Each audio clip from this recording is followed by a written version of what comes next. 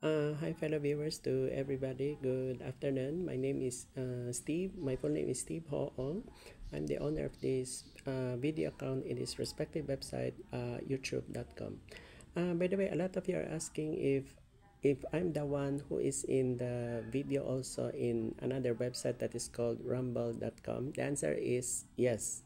Although it is only selected necrological videos that I uploaded, unless if this is an urgent. Okay. By the way, this is just only simple part also of simple necrological video, and there will be another video of it is also a super complete or complete details of the Filipino Taiwanese social media influencer Eman Hung Atienza. Okay. The reason why for me, this is just only an announcement and notice. Okay.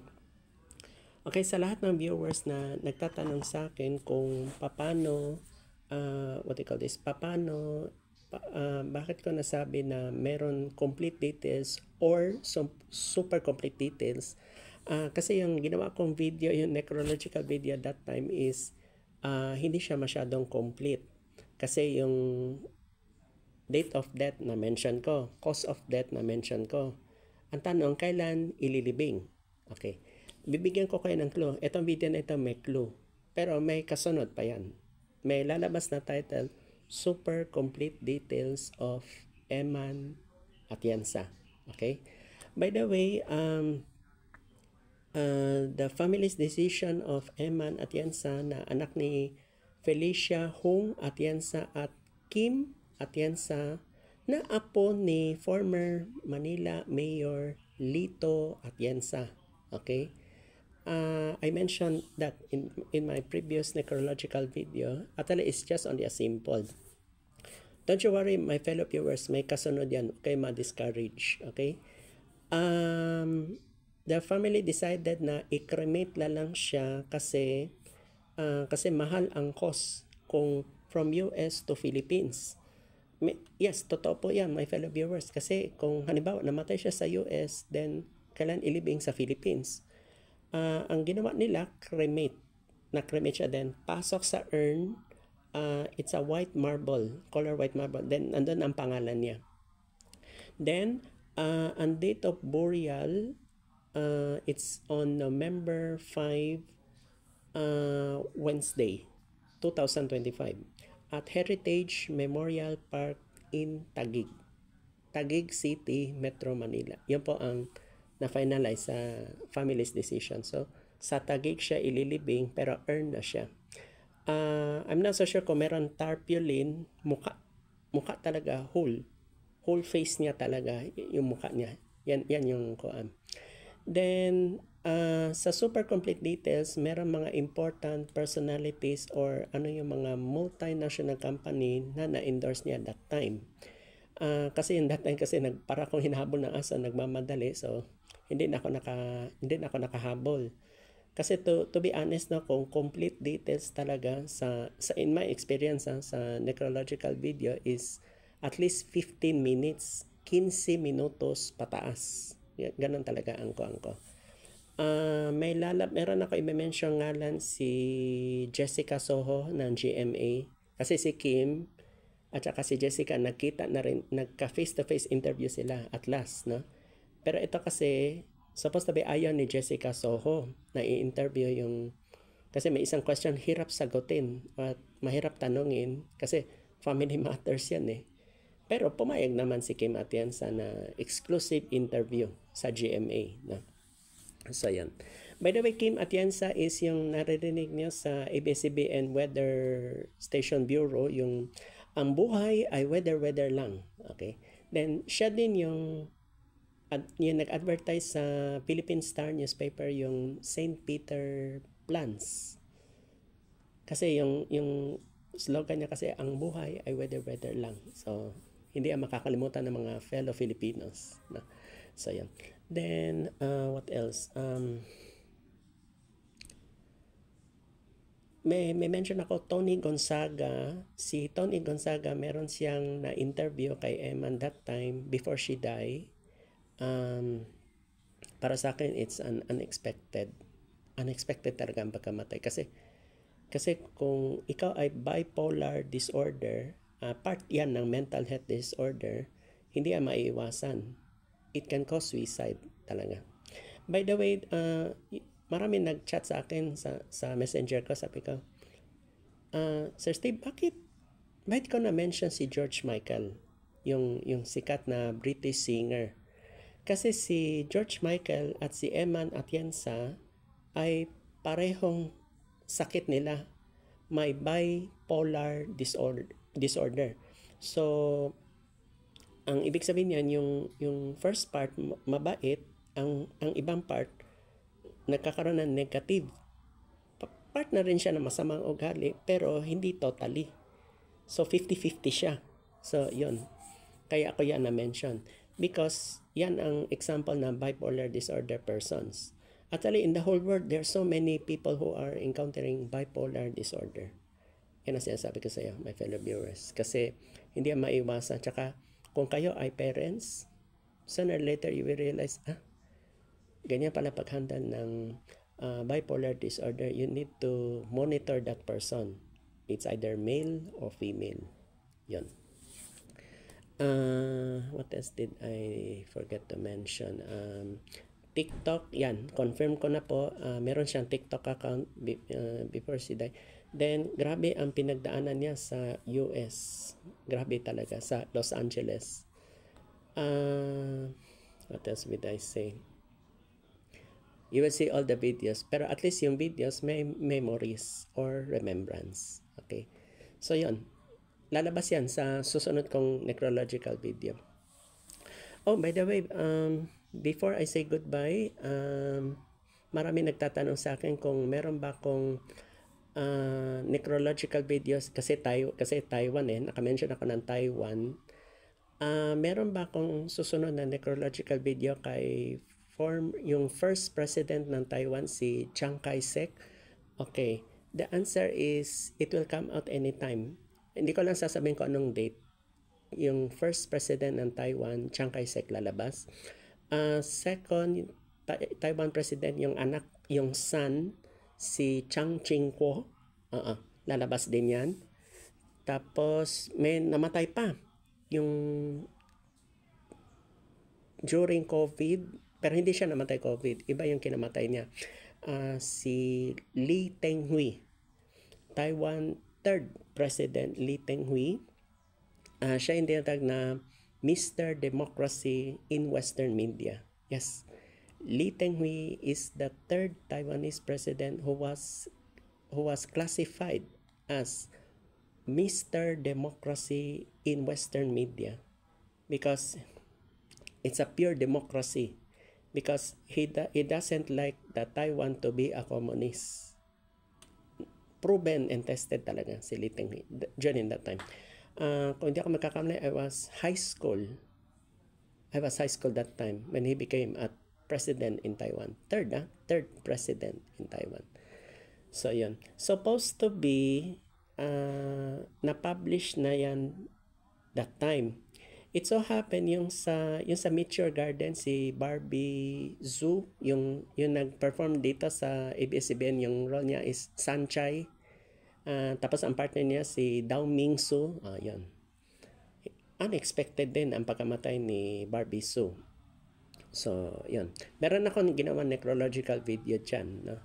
This is unexpected also.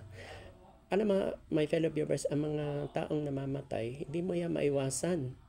Yung unexpected, yung bigla magsisuicide, iba may sakit. So, mga unexpected events. So, yun. Yan ang sinasabi ko sa iyo, my fellow viewers.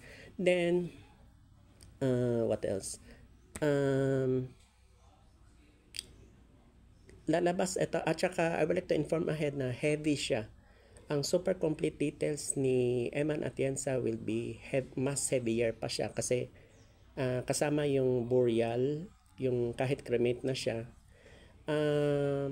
kung tatanungin niyo ako magkano ang cost, depende kasi kung dollar to peso, kung hindi ako magkakamali, aabot ng 100,000 plus pesos na, peso value na. Dollar, lower, pero dollar currency kung sa US siya namatay. So, yun. So, ito lang muna my fellow viewers, no? By the way, sa foreign countries, I'm already recognized sa Google Chrome as your world's famous necrologist. Then, I'm already seen in Yahoo, sa Yahoo search engine, yahoo.com. Sa Outlook, hindi pa, pero coming soon na yan. It will happen anytime. Then, Ask Jeeves, lalabas na rin yan. Ang ongoing pa yung Wikipedia or all global encyclopedias. Lalabas din yan anytime. Sila nang bahala. Kasi if they mention my name, my full and complete name, grabe talaga. I'm gonna tell you, this is unexpected. Kasi the reason why natawag ako world's famous necrology, it so happen lang yung Russian opposition, yung kontra kay Putin, Vladimir Putin, yung Russian president. Naka-mention lang ako ng Alexei Navalny, doon nagsimula ang kasikatan ko. Alexei Navalny. So, yun. Unexpected talaga, my fellow viewers, I'm gonna tell you.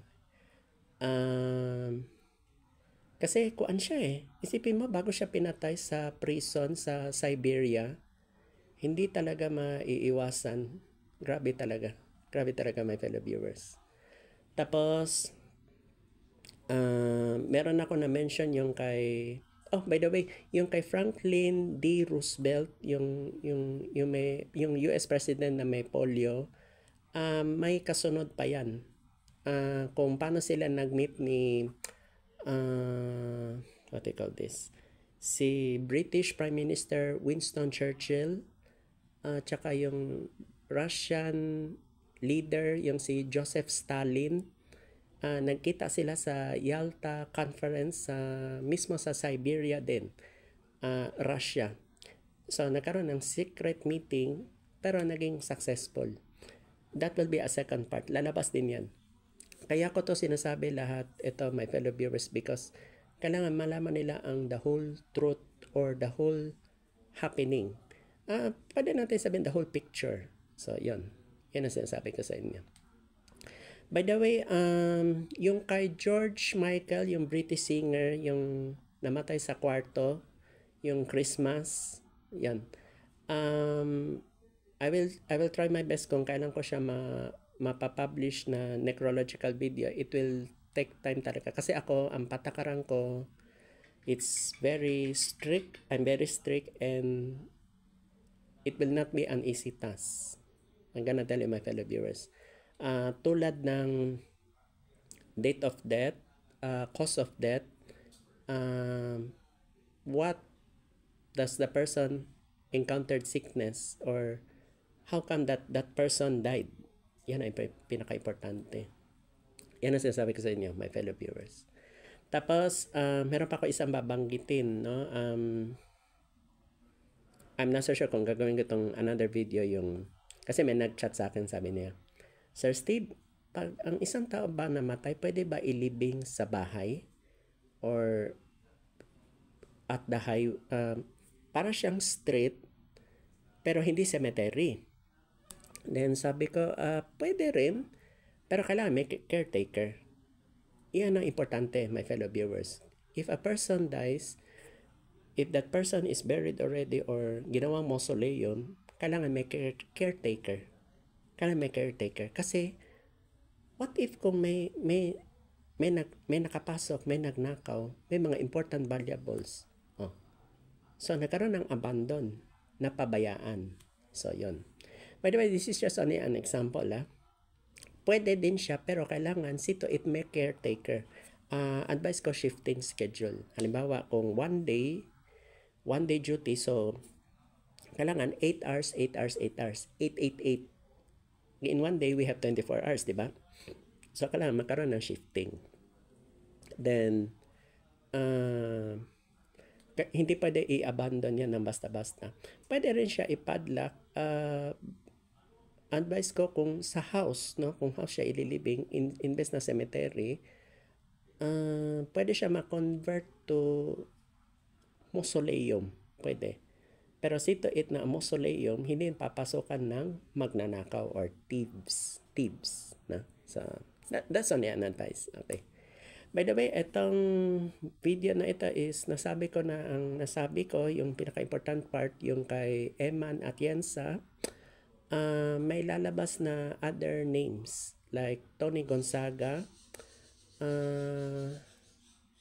yung kay Jessica Soho, tsaka yung papa niya si Kim Atienza, yung Weather Bureau. Siya yung nakikita niya sa TV, yung Kuya Kim, ano na? Yan. So, lalabas din yan. Relax lang kayo, my fellow viewers. By the way, reminder, I am not a news reporter. Ang necrologist at news reporter magkaiba. Take note of that. They are very different. So, kailangan konting ingat. At saka hindi ako nagmamadali. Okay?